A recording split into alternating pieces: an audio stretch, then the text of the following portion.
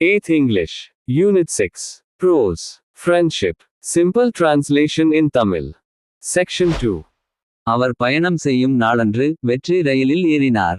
அவரது நினைவு அவரது பள்ளி நாட்களை நோக்கி சென்றது. அவர்கள் கோயம்புத்தூருக்கு அருகிலுள்ள கீழக்குடி என்ற அழகிய கிராமத்தில் வசித்து வந்தனர். வெற்றியும் ஆசிப்பும் கிராமத்தின் ஒதுக்குப்புறத்தில் உள்ள நடுநிலைப்பள்ளியில் படித்தனர். பள்ளி மாணவர்களும் ஆசிரியர்களும் வெற்றி மற்றும் ஆசிப் நட்பை ஒருபோதும் மறக்க மாட்டார்கள்.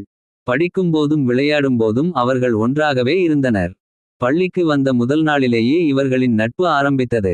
வெற்றியின் பெற்றோர் அவரை பள்ளியில் சேர்த்தபோது அவர் அழத் தொடங்கினார். ஆசிப் சாக்லேட் கொடுத்து ஆறுதல் கூறி, அழாதே, சேர்ந்து விளையாடுவோம் என்றார். அன்று முதல் அவர்கள் ஒன்றாகவே இருந்தனர், ஒன்றாகவே விளையாடினர் மற்றும் தங்கள் உணவை பரிமாறிக்கொண்டனர். காலப்போக்கில் அவர்களின் நட்பு வலுவடைந்தது. அவர்கள் எப்போதும் படிப்பில் சிறந்தவர்களாகவும் படிப்பில் ஒருவருக்கொருவர் உதவியாகவும் இருந்தனர். அவர்கள் மற்றவர்களுக்கும் உதவினார்கள். ஒரு நாள் வெற்றி மற்றும் ஆசிப் குடும்பத்தினருக்கு இடையே தகராறு ஏற்பட்டு இரு வீட்டாரும் பேசிக்கொள்வதை நிறுத்திவிட்டனர். எல்லோருக்கும் ஆச்சரியமாக அவர்கள் தொடர்ந்து நல்ல நண்பர்களாக இருந்தனர்.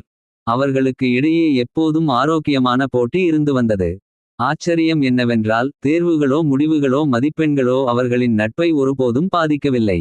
இவர்களின் நட்பு 10ஆம் வகுப்பு வரை தொடர்ந்தது. பின்னர் வெற்றி கோவைக்கும் ஆசிப் சென்னைக்கும் இடம்பெயர்ந்தனர். ஆசிப் சென்னையில் தனது தொழிலை தொடங்கி அங்கேயே செட்டிலானார். வெற்றி எப்போதுமே தனது நண்பரை சந்திக்க விரும்பினார், ஆனால் சென்னைக்கு செல்லும் வாய்ப்பு கிடைக்கவில்லை.